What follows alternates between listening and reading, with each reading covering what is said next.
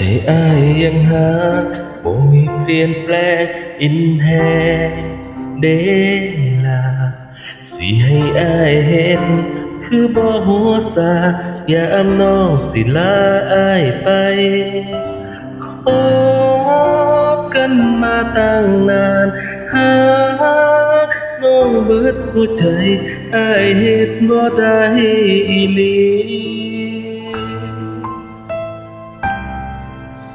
น้องเดินมาขอให้ลืมความหลังที่เฮาเคยมี และบอกเหตุผลว่าเจอคนดีเวิร์กกว่าที่เราคบกัน ขอให้อ้ายฝันขอให้เฮาจบกัน มันบ่แม่นของง่ายอ้ายยังลืมน้องบ่ได้อ้ายขอเวลาทำใจรู้อยู่ว่าหักนั้นคือการให้อ้ายสิพยายามลืมน้องให้ได้ แต่มื้อนี้หัวใจยังไม่มีวี่แววจะลืมใจอ้ายยังหาบ่มีเปลี่ยนแปลงอินแฮลืมยากที่ต่อเวลาให้อ้ายตั้งหลักจักหน่อยแน่เด้อคนงามโอ้อ้ายบ่ขาดใจโอ้อ้ายทันบอกใจให้ลืมน้องได้จักหน่อย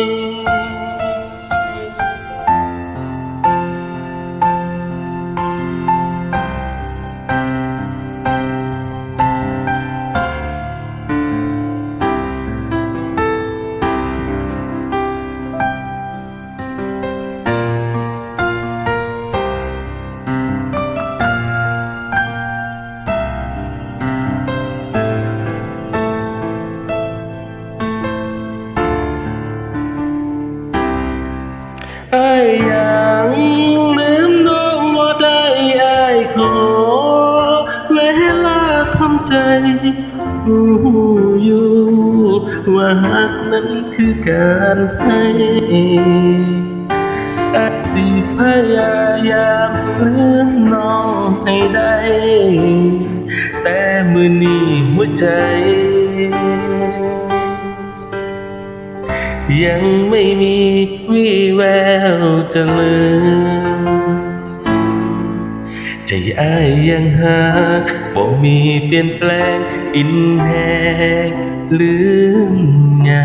กที่ต่อเวลาให้อ้ายตั้งหลักจักหน่อยแน่เด้อคนงามโอ้อ้ายบ่ขาดใจโอ้อ้ายทันบอกใจให้ลืมน้องได้จักหน่อยให้ลืมน้องได้จักหน่อย